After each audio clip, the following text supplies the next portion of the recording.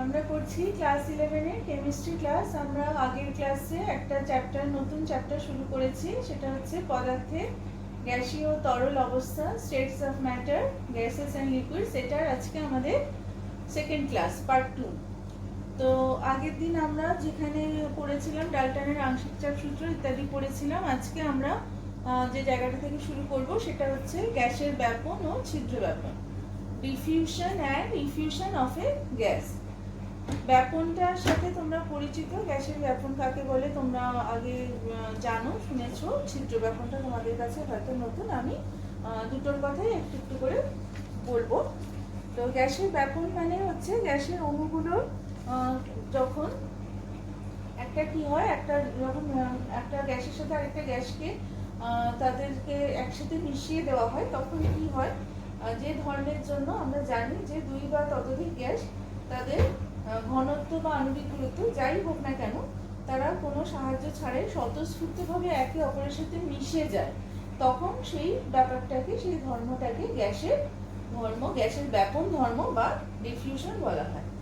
আর ছিদ্র ব্যাপন বা ইফিউশন কখন বলে, যদি কোনো গ্যাসকে সূক্ষ্ম ছিদ্র বিশিষ্ট দেওয়ালের সাহায্যে একটা নিম্নচাপ অঞ্চল বা শূন্যস্থান থেকে পৃথক করে রাখা হয়, তাহলে দেখা যায় যে ওই গ্যাসটা কি করবে, সূক্ষ্ম যে ছিদ্রটা রয়েছে তার মধ্যে দিয়ে নিম্নচাপ অঞ্চলে বা শূন্যস্থানের দিকে চলে যাবে। এইভাবে একটা গ্যাসকে যদি সচ্ছিদ্র দেওয়াল বিশিষ্ট আবদ্ধ পাত্রে রাখা যায়, তাহলে কিন্তু গ্যাসের চাপ পাত্রের বাইরের চাপ অপেক্ষা বেশি হয়। তখন কিন্তু গ্যাসের সেই কারণে পাত্রের মধ্যে যে গ্যাসটা থাকে সেটা কিন্তু দেওয়ালের সূক্ষ্ম ছিদ্রগুলোর মধ্যে দিয়ে আস্তে আস্তে বাইরে চলে যায়। তাহলে কি হলো, যে প্রক্রিয়ায়, যে প্রসেসের মধ্যে দিয়ে কোনো আবদ্ধ পাত্রে সঞ্চিত গ্যাস পাত্রের দেওয়ালে উপস্থিত সূক্ষ্ম ছিদ্রের মধ্য দিয়ে নিম্নচাপের অঞ্চলের দিকে বা শূন্যস্থানের দিকে চলে যায়, তাকে ছিদ্র ব্যাপন বলা হয়। তো দেখো, গ্যাসের ব্যাপন বা ছিদ্র ব্যাপন, আশা করি তাহলে তোমরা বুঝতে পারলে যে গ্যাসের ব্যাপনটা তোমরা এর আগে পড়েছো, ফিজিক্যাল সায়েন্সেও পড়েছো, লাইফ সায়েন্সেও পড়েছো। ছিদ্র ব্যাপনটা হয়তো তোমাদের কাছে নতুন। তাহলে আমি আরেকবার বলে দিই, যে ধর্মের জন্য দুই বা ততোধিক গ্যাস তাদের ঘনত্ব বা আণবিক ভর যাই হোক না কেন, বাহ্যিক কোনো সাহায্য ছাড়াই স্বতঃস্ফূর্তভাবে পরস্পরের সাথে মিশে যায়, তাকে গ্যাসের ব্যাপন বলে। আর ছিদ্র ব্যাপনের ক্ষেত্রে যে পদ্ধতিতে কোনো আবদ্ধ পাত্রে সঞ্চিত গ্যাস পাত্রের দেওয়ালে উপস্থিত সূক্ষ্ম ছিদ্রের মধ্য দিয়ে নিম্নচাপ অঞ্চলে বা শূন্যস্থানের দিকে চলে যায়, তাকে ছিদ্র ব্যাপন বলে। তো নতুন যেটা আমরা ক্লাস 11-এ শিখবো সেটা হচ্ছে যে এই সংক্রান্ত একটি বিখ্যাত সূত্র রয়েছে, গ্রাহামের ব্যাপন সূত্র। ব্যাপন বা ছিদ্র ব্যাপন উভয়ের ক্ষেত্রেই প্রযোজ্য, গ্রাহামস ল অফ ডিফিউশন আর ইফিউশন। তো এসো জেনে নিই এই সূত্রে কি বলা হচ্ছে। নির্দিষ্ট চাপ ও উষ্ণতায় কোনো গ্যাসের ব্যাপনের হার গ্যাসটির ঘনত্বের বর্গমূলের ব্যস্তানুপাতিক, বা ছিদ্র ব্যাপনের হারও কি হবে, গ্যাসটির ঘনত্বের বর্গমূলের ব্যস্তানুপাতিক। এবারে এটার গাণিতিক রূপটা আমি এখানে লিখেছি। যদি ব্যাপনের হার বা ছিদ্র ব্যাপনের হার যাই হোক না কেন আর হয়, তাহলে এবং গ্যাসের ঘনত্ব যদি ডি হয়, তাহলে সূত্র অনুযায়ী আর প্রপোর্শনাল টু 1/√d, তাহলে এটা লেখা যায় আর ইজ ইকুয়াল টু k/√d। এবার যদি দুটো গ্যাস থাকে এ আর বি, তাহলে আমরা কি করতে পারি, একই উষ্ণতা ও চাপে একই সচ্ছিদ্র দেওয়ালের মধ্য দিয়ে যদি দুটো gas A O B A ব্যাপনের হার যদি আর এ আর আর বি হয়, তাহলে আমরা আর এ প্রপোর্শনাল টু 1/√d এ লিখতে পারি, আর বি প্রপোর্শনাল টু 1/√db লিখতে পারি, এবং আর এ বাই আর বি অর্থাৎ এই দুটোর ব্যাপনের হারের অনুপাত করলে আমরা কি পাই দেখো, ডিবি বাই ডি এ। যেহেতু ঘনত্ব বাষ্প ঘনত্বের সাথে সমানুপাতিক লেখা যেতে পারে, এখানে বাষ্প ঘনত্ব দিয়ে লেখা হয়েছে, এবং বাষ্প ঘনত্ব যে আণবিক গুরুত্বের অর্ধেক সেই সম্পর্কটা ব্যবহার করা হয়েছে, এবং ফাইনালি আমরা কি পাচ্ছি, এমভি বাই এমএ, যেখানে এমভি এবং এমএ হচ্ছে যথাক্রমে বি এবং এ গ্যাস দুটির আণবিক গুরুত্ব। আরেকটা ব্যাপারে আমাদের এখানে জানার দরকার, যে ব্যাপনের হার বলতে ঠিক কি বোঝায়। যদি ভিএ আয়তনের গ্যাস টি সময় ব্যাপিত হয়, তাহলে সেক্ষেত্রে ব্যাপনের হার হচ্ছে একক সময় যেটুকু যে আয়তনের গ্যাস ব্যাপিত হয়েছে, অর্থাৎ R A is equal to VA by T লেখা যায়। একইভাবে ভিভি আয়তনের গ্যাস যদি টি সময় ব্যাপিত হয়, তাহলে ব্যাপনের বি গ্যাসের ব্যাপনের হার হবে ভিভি বাই টি।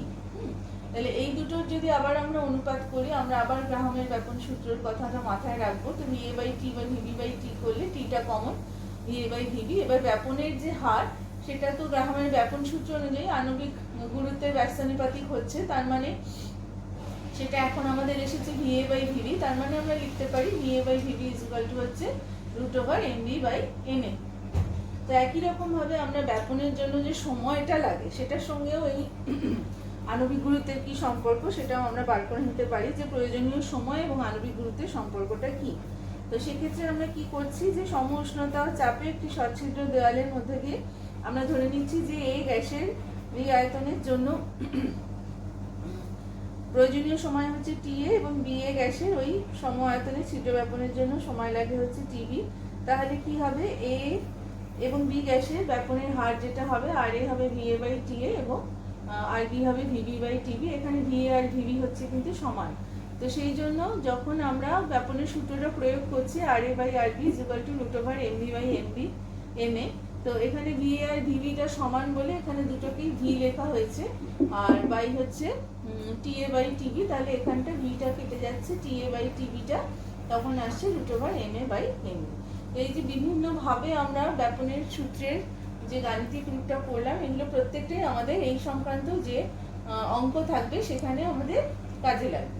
তো কিসে কাজে লাগে, গ্যাসের ব্যাপন ও ছিদ্র ব্যাপনে কি কি ব্যবহার হয়। প্রথমত দেখতেই পাচ্ছ এই সূত্রের সাহায্যে আমরা সম উষ্ণতা ও চাপে যদি A ও B গ্যাসের দুটো সম আয়তন একটি সচ্ছিদ্র দেওয়ালের মধ্যে দিয়ে দুটো আলাদা সময়ে ব্যাপিত হয় তাহলে আমরা গ্রাহামের সূত্র প্রয়োগ করতে পারি, এবং যদি একটি গ্যাসের আণবিক গুরুত্ব অজানা থাকে তাহলে আমরা সেটা বার করতে পারি। যদি আরেকটি গ্যাসের আণবিক গুরুত্ব জানা থাকে তাহলে আমরা সেটা বার করতে পারি। অথবা দুটো গ্যাসের মিশ্রণ থেকে আমরা কি করতে পারি, উপাদান গ্যাসগুলোকে আলাদা করতে পারি। এইভাবে আমাদের জানা আছে যে স্থির উষ্ণতা ও চাপে তাহলে কোনো গ্যাসের ব্যাপনের বা ছিদ্র ব্যাপনের হার গ্যাসের আণবিক ভরের বর্গমূলের ব্যস্তানুপাতিক। সুতরাং দুটো গ্যাস দিয়ে গঠিত একটা গ্যাস মিশ্রণকে আমরা যদি ছিদ্রব্যাপিত হতে দিই সচ্ছিদ্র দেওয়ালের মধ্যে দিয়ে, নির্দিষ্ট সময় পরে যে পরিমাণ ছিদ্রব্যাপন হবে গ্যাসটা পাওয়া যাবে তাতে হালকা গ্যাসটা বেশি থাকবে। এইভাবে বারবার আমরা ছিদ্র ব্যাপনের মাধ্যমে কি করতে পারি, গ্যাস মিশ্রণ থেকে কোনো একটা গ্যাসকে এরকমভাবে আলাদা করতে পারি। এই ঘটনাটাকে অ্যাটোমোলিসিস বলা হয়। তো এইভাবে আমরা কিছু অঙ্ক পরে রেখেছি, তাহলে তোমরা অঙ্কগুলো করলে এর অ্যাপ্লিকেশনটা বুঝতে পারবে। তো এরপরে আমি যে টপিকটায় যাচ্ছি সেটা হচ্ছে গ্যাসের গতীয় তত্ত্ব বা কাইনেটিক থিওরি অফ গ্যাস।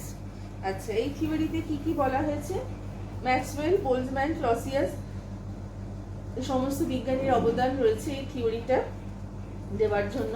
তো এই থিওরিতে যে মূল বক্তব্যটা ছিল আমরা আগে সেগুলো একটু জেনে নিই। গ্যাসের গতীয় তত্ত্বের যে স্বীকার্যগুলো ছিল সেগুলো তোমাদের একটু বলে দিই। প্রথমত হচ্ছে প্রত্যেকটি গ্যাস অসংখ্য অতি ক্ষুদ্র কণার সমন্বয়ে গঠিত। এই কণাগুলোকে গ্যাসের অণু বলে। আমরা জানি গ্যাসের অণুগুলো কঠিন, গোলকাকার, পূর্ণ স্থিতিস্থাপক। তারা গ্যাসের অণুগুলো সব দিক থেকে একদম একই রকম দেখতে। মোট আয়তন, এদের যে মোট আয়তন সেটা যে পাত্রটাকে রাখা হয়েছে সেই পাত্রের আয়তনের তুলনায় নগণ্য ধরা হয়। গ্যাসের অণুগুলো একদম সরলরৈখিক পথে সবসময় চতুর্দিকে সবসময় তারা গতিশীল অবস্থায় থাকে। তারা পরস্পরের সঙ্গে এবং পাত্রের দেওয়ালের সঙ্গে সবসময় ধাক্কা খায়। এইভাবে গ্যাসের অণুগুলো পাত্রের দেওয়ালের অবিরত ধাক্কা খাওয়ার ফলে গ্যাসের চাপ সৃষ্টি হয়। গ্যাসের অণুগুলোর পারস্পরিক সংঘর্ষ বা পাত্রের দেওয়ালের সঙ্গে সংঘর্ষের হচ্ছে পূর্ণ স্থিতিস্থাপক। ফলে সংঘর্ষের সময় অণুগুলোর গতিশক্তির কোনো পরিবর্তন ঘটে না এবং গ্যাস অণুগুলোর মধ্যে কোনো আকর্ষণ বা বিকর্ষণ বল নেই। এইগুলো ছিল গ্যাসের গতীয় তত্ত্বের স্বীকার্য।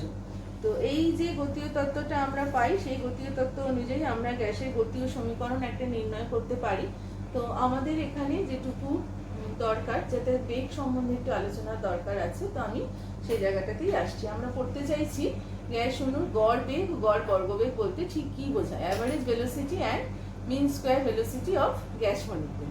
তো এসো তোমাদের প্রথমে বলি যে গড় বেগ বলতে কি বোঝায়।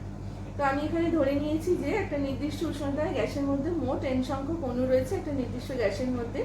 তো তার মধ্যে n1 সংখ্যক অণুর প্রত্যেকের বেগ হচ্ছে c1, n2 সংখ্যক অণুর প্রত্যেকের বেগ c2, n3 সংখ্যক অণুর প্রত্যেকের বেগ c3 ইত্যাদি।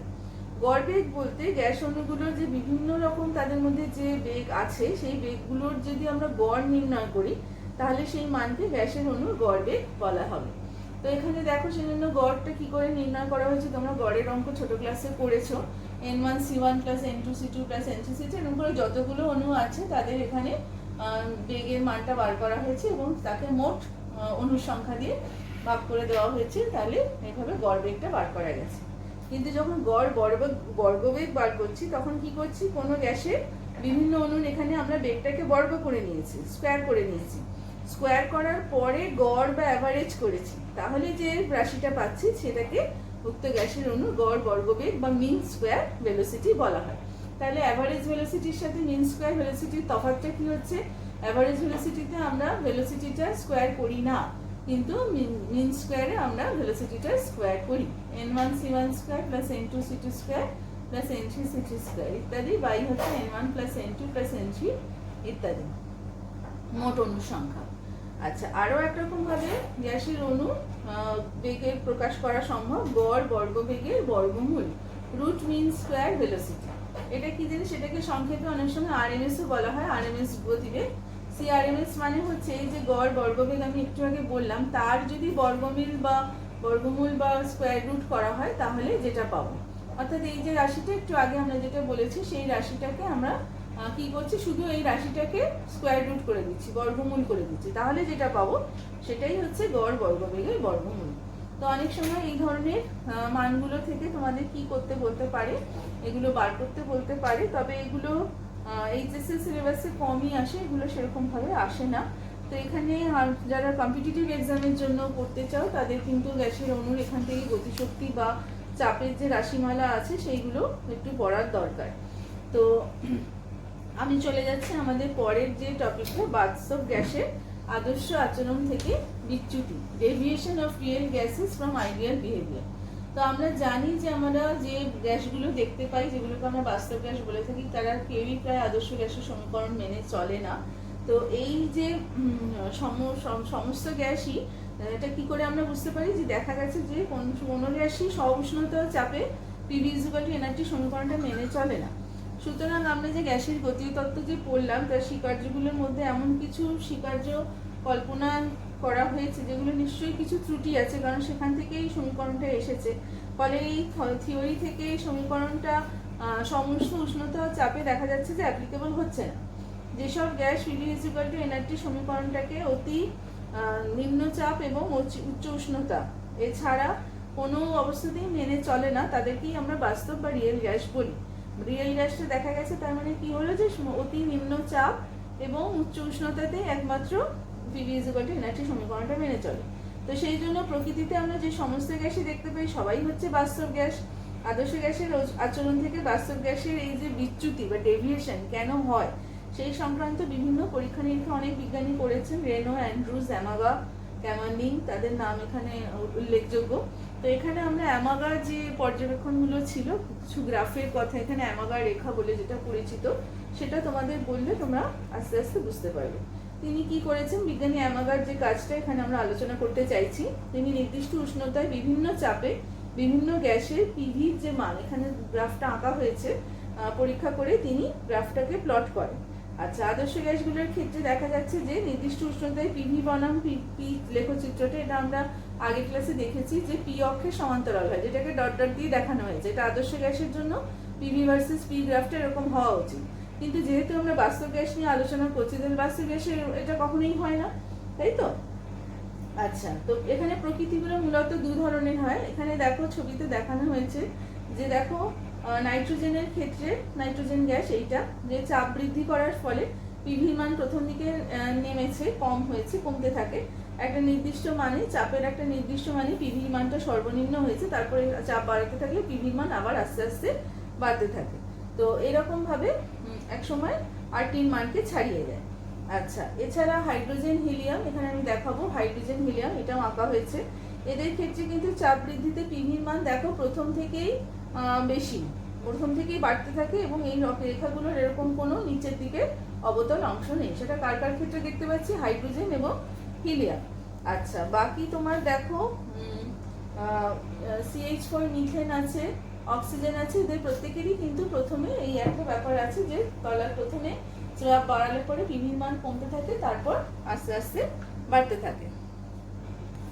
এবারে দেখো যে এই যে আদর্শ আচরণ থেকে, তার মানে এই যে বিচ্যুতি, সেটা আমরা এই গ্রাফের নেচার থেকে দেখতে পাচ্ছি। তো বিভিন্ন স্থির উষ্ণতায় কোনো একটা নির্দিষ্ট গ্যাসের ক্ষেত্রে পিভি বনাম এই যে পি লেখচিত্র, এটা যদি দেখা যায় যে উষ্ণতা আস্তে আস্তে যদি বাড়ানো যায়, তাহলে দেখা যায় যে রেখাগুলোর এই যে অবতল অংশটা, যেটা আমরা আগের গ্রাফটাতে আমাদের গ্রাফটাতে দেখলাম, সেটা কিন্তু আস্তে আস্তে কমতে থাকে। তারপরে পিভির যে সর্বনিম্ন মানটার বাঁ দিকে পিভি অক্ষের দিকে সরে আসে। আচ্ছা, তো একটা নির্দিষ্ট উষ্ণতায় এই যে সর্বনিম্ন মানটি, এই যে পিভি অক্ষটা রয়েছে এর উপরে সমাপতিত হয়, অর্থাৎ এখানটা তোমার এর সাথে ম্যাচ করে যায়, এর উপরে একদম মিশে যায়। তো এবং এটা কম চাপ বিশিষ্ট অঞ্চলে পিভি ভার্সেস পি যে গ্রাফটা, এটা আইডিয়াল গ্যাসের ক্ষেত্রে এটা হচ্ছে আইডিয়াল গ্যাসের জন্য লাইনটা, তাহলে এখানে এরকম স্ট্রেট লাইন কিছুক্ষণের জন্য হয়। কোথায় হয়? নিম্নচাপ বিশিষ্ট অঞ্চলে। তো এই অবস্থায় পিভি মানটা কিছুক্ষণের জন্য ধ্রুবক থাকে বা কনস্ট্যান্ট থাকে এবং গ্যাসটির ক্ষেত্রে বয়েল সূত্র প্রযোজ্য হয়।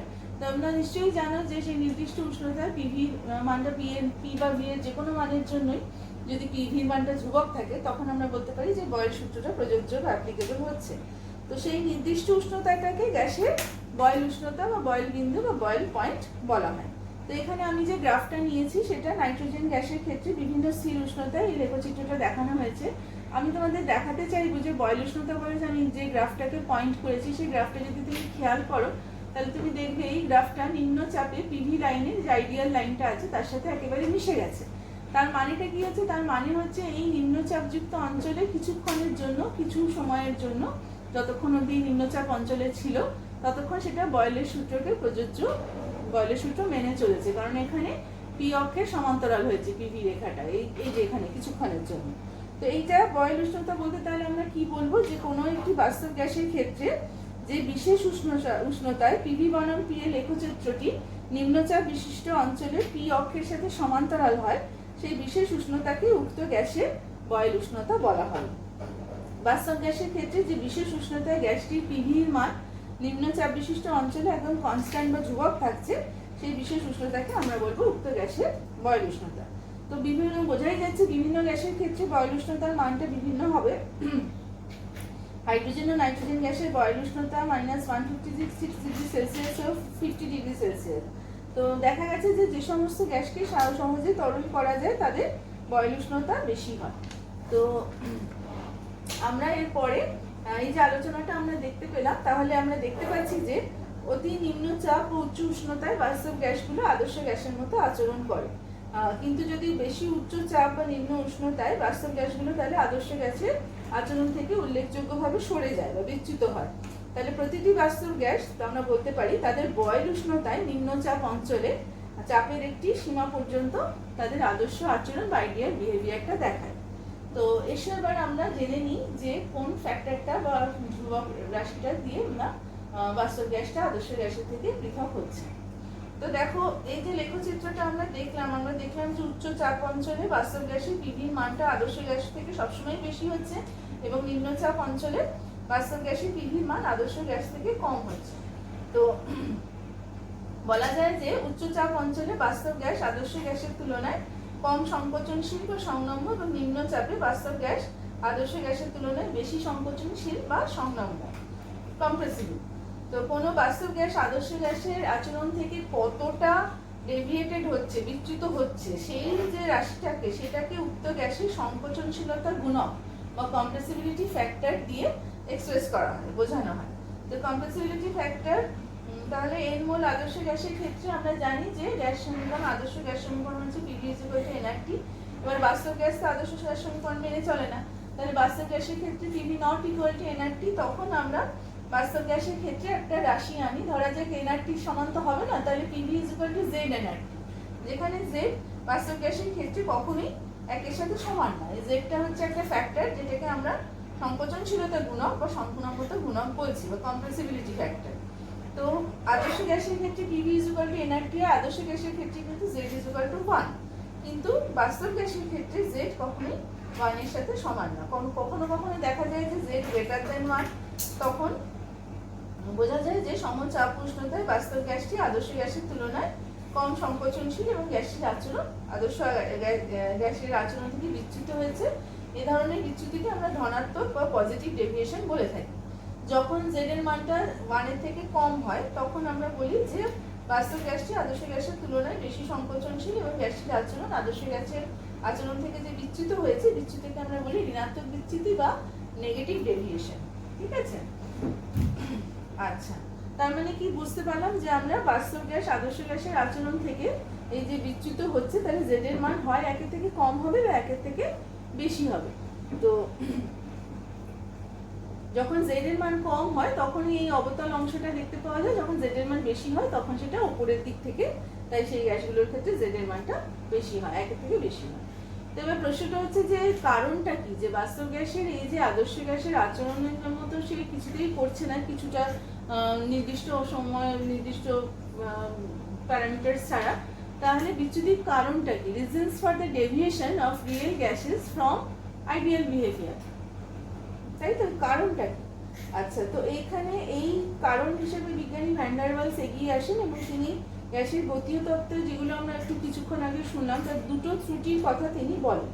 প্রথম কথা তিনি বলেন যে গ্যাসের গতীয় তত্ত্বে গ্যাসের অণুগুলোকে বিন্দুরূপে ভাবা হয়েছে এবং গ্যাসের অণুগুলোর মোট আয়তন যে পাত্রটাকে রাখা হচ্ছে তার পাত্রের আয়তনের তুলনায় নগণ্য ধরা হয়েছে, কিন্তু বাস্তবে গ্যাসের অণুগুলো যদিও খুবই ক্ষুদ্র, ঠিকই কথা, কিন্তু তাও এদের কিন্তু একটা নির্দিষ্ট আয়তন রয়েছে। ফলে এইটা কিন্তু খুব উচ্চ উষ্ণতা বা খুব নিম্ন চাপে যখন গ্যাসের আয়তন খুব বেশি, তখন যদি সত্যি ধরাও যায়, অন্য সময় কিন্তু নির্ভুল নয়। সেই জন্য বাস্তব গ্যাসের অণুগুলোর অবাধ বিচরণের জন্য যে কার্যকরী আয়তন বা এফেক্টিভ ভলিউম, সেটা কিন্তু আমরা যেটা ধরে নিই সাধারণত যে পাত্রের পুরো আয়তনটা সে পাচ্ছে, তা কিন্তু না, কিছুটা কম আমাদের ধরা উচিত। এটা হচ্ছে প্রথম কারণ বলে ভ্যান ডার ওয়ালস বললেন।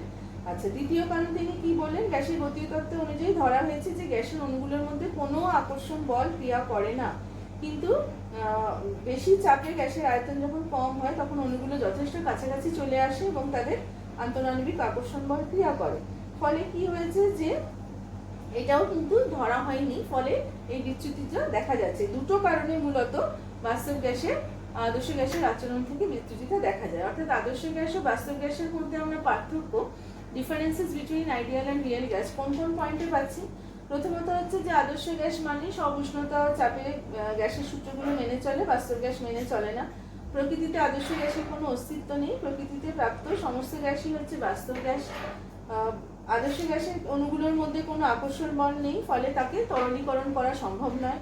বাস্তব গ্যাস অণুগুলোর মধ্যে কিন্তু আকর্ষণ বল আছে, তাদের তরলীকরণ করা যায়। আদর্শ গ্যাসের ক্ষেত্রে অণুগুলোর আকার নগণ্য, কিন্তু বাস্তব গ্যাসের ক্ষেত্রে অণুগুলোর আয়তন নগণ্য ধরা যায় না। আদর্শ গ্যাসের ক্ষেত্রে সংকোচনশীলতা গুণক জেড এর মান সবসময় 1, বাস্তব গ্যাসের ক্ষেত্রে শুধুমাত্র বয়েল উষ্ণতায় নিম্নচাপ অঞ্চলে জেড এর মানটা 1 হয়। তো এবারে এসো আমরা দেখি যে তাহলে বাস্তব গ্যাসের জন্য তাহলে কি করতে হবে। বাস্তব গ্যাস তো আদর্শ গ্যাসের সমীকরণ মেনে চলতে পারছে না, তো তার জন্য যে অবস্থার সমীকরণ, যেটা ভ্যান ডার ওয়ালস সমীকরণ হিসেবে পরিচিত, ভ্যান ডার ওয়ালস কি করলে তখন এই সমীকরণটা নির্ণয় করলে তিনি দুটো কারেকশন করেছিলেন। প্রথমত হচ্ছে আয়তন সংশোধন, ভলিউম কারেকশন, আর দ্বিতীয়ত হচ্ছে চাপ সংশোধন বা প্রেসার কারেকশন। তো এইখানে আমরা তাহলে একটু দেখে নিই যে ব্যাপারটা কি। আয়তন সংশোধন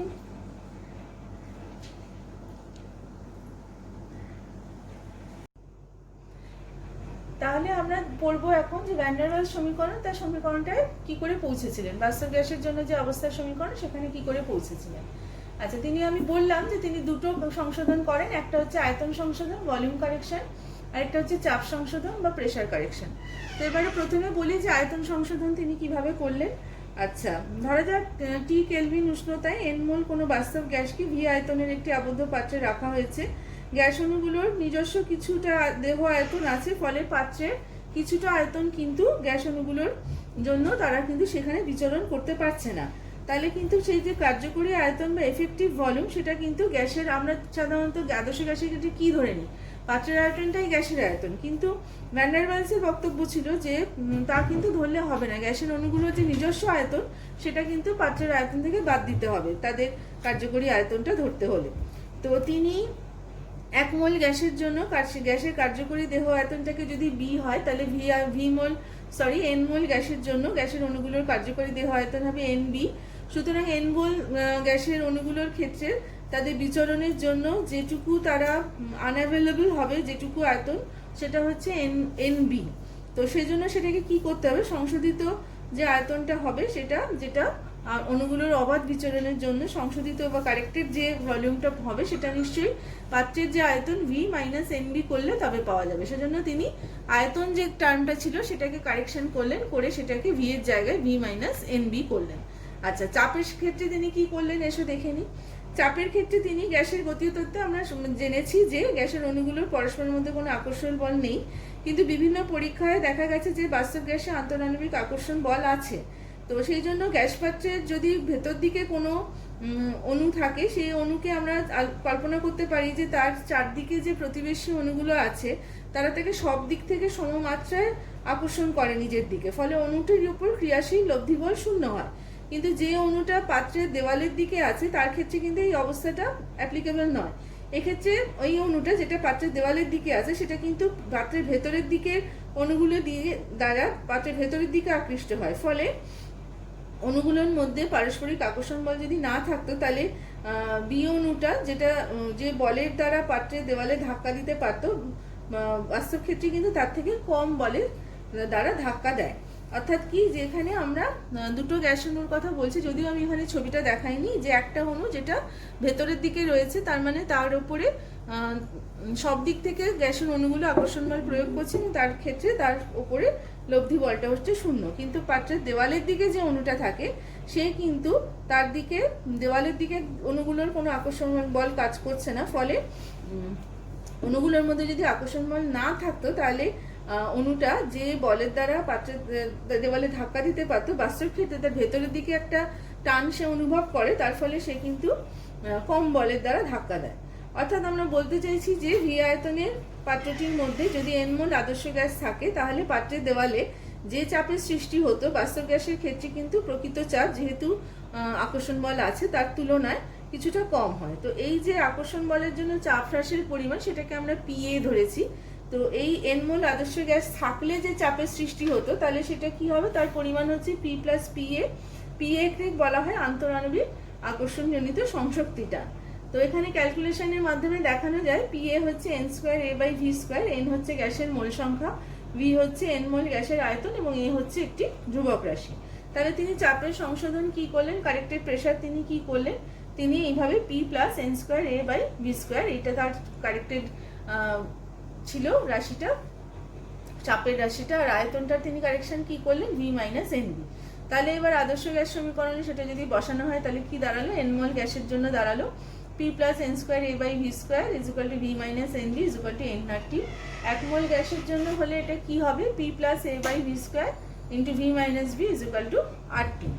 আচ্ছা, তাহলে এটাই হলো এক মোল গ্যাসের, বাস্তব গ্যাসের জন্য ভ্যান ডার ওয়েলস সমীকরণ, এবং এটা এন মোল বাস্তব গ্যাসের জন্য ভ্যান ডার ওয়েলস সমীকরণ। ভ্যান ডার ওয়েলস সমীকরণ থেকে আমরা দুটো ধ্রুবক রাশি পাই, একটা হচ্ছে এ, একটা হচ্ছে বি। এটার তাৎপর্য কি বা সিগনিফিকেন্স কি, এ হলো বাস্তব গ্যাসের অণুগুলোর মধ্যে পরস্পরের মধ্যে যে ক্রিয়াশীল আকর্ষণ বল আছে তার পরিমাপটা হচ্ছে এ। এই আকর্ষণ বল যত বেশি হয় এর মান তত বেশি হয়, এবং দেখা যায় যে যে গ্যাসের এর মান যত বেশি সেই গ্যাসকে তরলে পরিণত করা তত সহজ। এর একক হচ্ছে atmosphere, litre square mole to the power -2। আর বিটাকে আমরা পাই ভ্যান ডার ওয়েলস সমীকরণ থেকে, এটা তার সংশোধন আয়তন সংশোধনজনিত পদ থেকে। এর এককটা আয়তনের এককই হয়, অর্থাৎ লিটার পার মোল।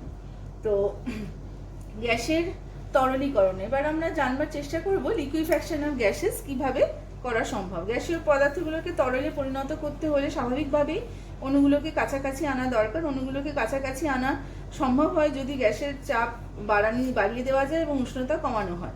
চাপ বৃদ্ধির ফলে অণুগুলো পরস্পরের কাছাকাছি চলে আসে এবং অণুদের মধ্যেকার আকর্ষণ বলটা আরও বেড়ে যায়।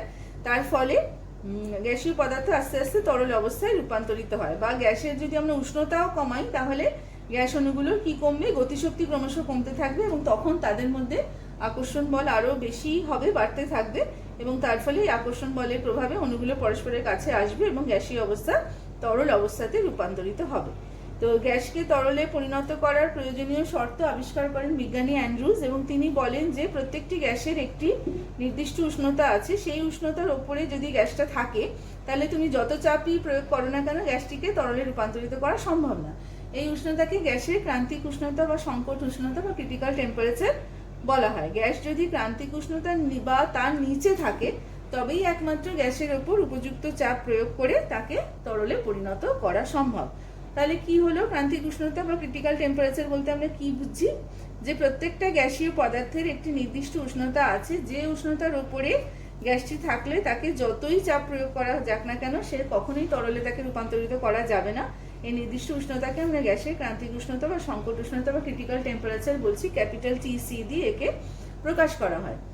আর যদি কোনো গ্যাসীয় পদার্থকে যদি আমরা ক্রান্তিক উষ্ণতায় রেখে গ্যাসের উপর সর্বনিম্ন যে চাপ প্রয়োগ করলে আমরা তাকে তরলে পরিণত করতে পারি, সেই নির্দিষ্ট চাপকে উক্ত গ্যাসের ক্রান্তিক চাপ বা ক্রিটিক্যাল প্রেসার বলা হয়। একে PC দ্বারা প্রকাশ করা হয়। এবং কোনো একটি নির্দিষ্ট গ্যাসের ক্ষেত্রে ক্রান্তিক উষ্ণতা এবং ক্রান্তিক চাপে ক্রান্তিক আয়তনের মানটা তাহলে স্থির হবে। তাহলে এই যে মানটা ক্রান্তিক উষ্ণতা ও ক্রান্তিক চাপে এক মোল গ্যাসীয় পদার্থের যে আয়তন সেটাকে আমরা তার ক্রান্তিক আয়তন বা ক্রিটিক্যাল ভলিউম বলে থাকি।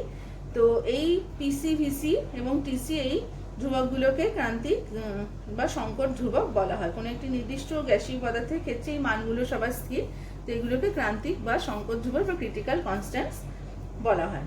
তো তাহলে কি দাঁড়ালো? গ্যাসের তরলীকরণের শর্ত কি দাঁড়ালো? শর্ত হচ্ছে দুটো শর্ত অবশ্যই পূরণ করতে হবে।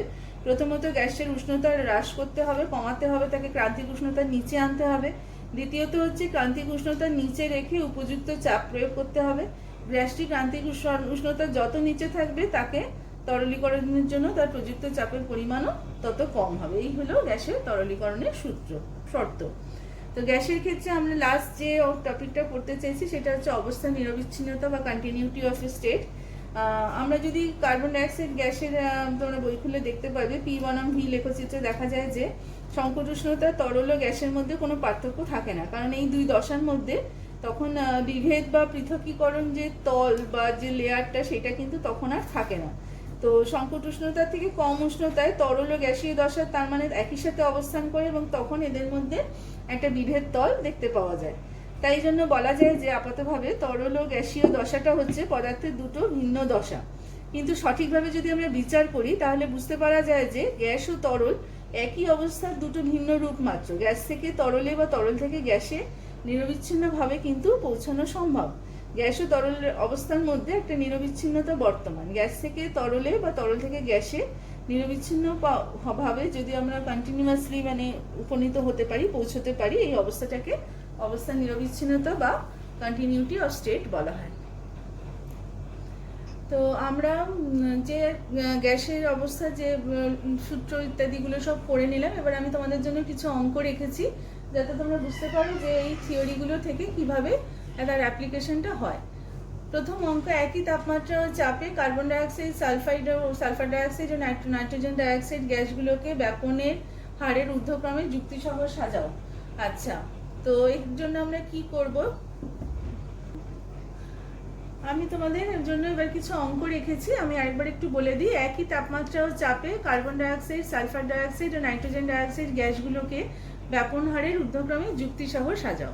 তো প্রথমে আমরা দেখে নিই যে যে গ্যাসগুলো তাদের আণবিক গুরুত্বটা কীরকম। আণবিক ভরের ক্রমটা আমি এখানে লিখেছি MSO2 greater than MnO2 greater than MCO2, অর্থাৎ SO2 গ্যাসের আণবিক গুরুত্ব সবচেয়ে বেশি। এবার আমরা যদি গ্যাসের ব্যাপনের সূত্র যেটা আছে সেটা যদি মনে করি, আমরা দেখেছি যে গ্রাহামের সূত্র বলেছে নির্দিষ্ট চাপ ও উষ্ণতায় ব্যাপন হারটা তার আণবিক গুরুত্বের সাথে ব্যস্তানুপাতিক। ফলে সহজেই বোঝা যায় আণবিক গুরুত্ব সালফার ডাইঅক্সাইড গ্যাসের সবচেয়ে বেশি মানে তার ব্যাপন হারটা সবচেয়ে কম হবে, এবং কার্বন ডাইঅক্সাইড গ্যাসের আণবিক গুরুত্ব সবচেয়ে কম মানে তার ব্যাপন হারটা সবচেয়ে বেশি হবে। সরি, মাঝখানটা NO2 হবে, দুটোই SO2 হয়ে গেছে, তো এখানটা NO2 হবে। আচ্ছা, তো তাহলে কি হলো? এটা হচ্ছে ব্যাপন হারের ক্রম, সেজন্য আমি এখানটা আর করে দিলাম। তো আশা করি বুঝতে পারা গেছে। তো এখানে এবার পরবর্তী যে প্রশ্নটা রেখেছি সেটা হচ্ছে যে একটি নির্দিষ্ট উষ্ণতায় 200 মিলিলিটার হাইড্রোজেন গ্যাসের সম্পূর্ণ ব্যাপনে 30 মিনিট সময়ের প্রয়োজন হয়। সম উষ্ণতায় 50 মিলিলিটার অক্সিজেন গ্যাসের ব্যাপনের জন্য প্রয়োজনীয় সময় কত? আবার আমরা এখানে গ্যাসের ব্যাপনের সূত্রটা প্রয়োগ করেছি আর ব্যাপন হারের অনুপাত বার করার চেষ্টা করেছি। RH2/RO2 হবে MO2/MH2 √। তাহলে এখানে ব্যাপন হারের জায়গায় ওই আয়তন এবং সময়ের যে অনুপাতটা সেটা রেখেছি, এবং এখানে দেখো সবকটা তথ্য দেওয়াই আছে, সেগুলো জাস্ট বসিয়ে সলভ করেছি, আর কিছু না। T2 আমাদের বেরিয়েছে 30 মিনিট। শুধু গ্রাহামের ব্যাপনের সূত্রটা এগুলো ডেটাগুলো বসিয়ে শুধু সলভ করেছি, আর কিচ্ছু না। 3 অঙ্কটা একটু অন্যরকম। নগণ্য এ মান সম্পন্ন 1 মোল ভ্যান ডার ওয়ালস গ্যাসের সংকোচনশীলতা গুণকের মান কত হবে। এখানে জেডটা ক্যালকুলেট করতে বলা হয়েছে, সেজন্য আমরা জেড এর জন্য ভ্যান ডার ওয়ালস সমীকরণটা লিখে নিয়েছি 1 মোল গ্যাসের জন্য।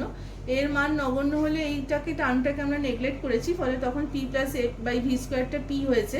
সমীকরণটা দাঁড়িয়েছে P into V minus V is equal to R T. তাহলে পিভি হচ্ছে আর টি প্লাস পিভি। এখানে তোমরা এটা দেখলেই বুঝতে পারবে। তাহলে পিভি বাই আর টি মানে জেড যেটা, সেটার মানটা কি পাওয়া যাচ্ছে 1 প্লাস পিভি বাই আর টি। এরকমভাবে জাস্ট এদিক ওদিক করে ইকুয়েশনের টার্মগুলোকে এদিকে বা ওদিকে নিয়ে জেড এর মানটাকে বার করা হয়েছে। পরের যেটা প্রশ্ন, আবার গ্রাহামের গ্যাস ব্যাপন সূত্র থেকে একটি ছিদ্রযুক্ত গ্যাস আধারের মধ্যে সমমোল পরিমাণ হাইড্রোজেন গ্যাস ও অক্সিজেন গ্যাস রাখা হলো। হাইড্রোজেন গ্যাসের অর্ধেক পরিমাণ ব্যাপিত হতে প্রয়োজনীয় সময়ে কত পরিমাণ অক্সিজেন গ্যাস ছিদ্র ব্যাপিত হবে। তো এখানে আবার আমরা সেই সমীকরণটা প্রয়োগ করেছি এবং এখানে আয়তনের যে পরিমাণটা রয়েছে এখানে সমমোল নিয়েছে, সুতরাং ধরে নেওয়া হয়েছে যে আয়তনটা সমান আছে। তো সেই জন্য এখানে হাইড্রোজেন গ্যাসের বলেছে যে অর্ধেক পরিমাণ, তার মানে এখানে মোল সংখ্যাটা আমরা এখানে হাফ ধরে নিয়েছি, এবং সেক্ষেত্রে অক্সিজেনের মোল সংখ্যা কত হবে সেই একই সময়, তার মানে টিটাও সমান। তো এখানে আণবিক গুরুত্বগুলো বসিয়েছি, নিশ্চয়ই বুঝতে পারছি, এবং দেখা যাচ্ছে যে মোল সংখ্যা 1/8 হবে। আচ্ছা, তারপরে আমরা আসছি পরের যে অঙ্কটা আমরা রেখেছি 5 নম্বর অঙ্ক। এ ও বি গ্যাসের 50 মিলিলিটার যথাক্রমে 150 সেকেন্ড ও 200 সেকেন্ডে একই শর্তে একটি সূক্ষ্ম ছিদ্রের মধ্যে দিয়ে ব্যাপিত হয়। যদি বি এর আণবিক গুরুত্ব 36 হয়, তাহলে এ গ্যাসের আণবিক গুরুত্ব কত। এটা খুবই সোজা অঙ্ক। এখানে শুধু রেডগুলো ব্যাপন হারটা যেটা, সেটা এখান থেকে ঠিক মতো বসালেই, এবং এখানে আণবিক গুরুত্ব একটা দেওয়াই আছে, আরেকটা জাস্ট ক্যালকুলেট করে বার করা হয়েছে, 20.225 এসেছে। পরের যেটা অঙ্ক, নির্দিষ্ট চাপ উষ্ণতা এ ও বি দুটি গ্যাসের ব্যাপনের হারের অনুপাত 1:2। কোনো মিশ্রণে এ ও বি এর ওজনের অনুপাত 2:1 হলে গ্যাস দুটির মোল ভগ্নাংশের অনুপাত কত হবে। এখানে একটু অঙ্কটা অন্যরকম ভাবে চাওয়া হয়েছে। যেহেতু ব্যাপন হারের অনুপাত বলেছে, আমরা এখানে হাফ করে নিয়েছি এটা, আর M B A R B দুটো গ্যাস বলেছে, এখানে 1:2 ছিল বলে ব্যাপন হারের অনুপাতটা এখানে হাফ বসিয়েছি, ফলে এখান থেকে M B by M A আমরা পাচ্ছি 1/4। আর বলেছে যে ওজনের অনুপাত, সেজন্য W A by W B আমরা এখানে 2 বসিয়েছি, এখানে 2:1 বলা ছিল। আচ্ছা, মোল ভগ্নাংশ মানে কি দেখো, নির্দিষ্ট গ্যাসের মোল সংখ্যা বাই হচ্ছে মোট মোল সংখ্যা। নির্দিষ্ট গ্যাসের মোল সংখ্যা, এ গ্যাসের মোল সংখ্যা কিভাবে হবে, W A by M A by হচ্ছে মোট মোল সংখ্যা। তাহলে এখানে এম এর জায়গায় আমরা 4 এমবি বসিয়েছি এই সমীকরণটা থেকে।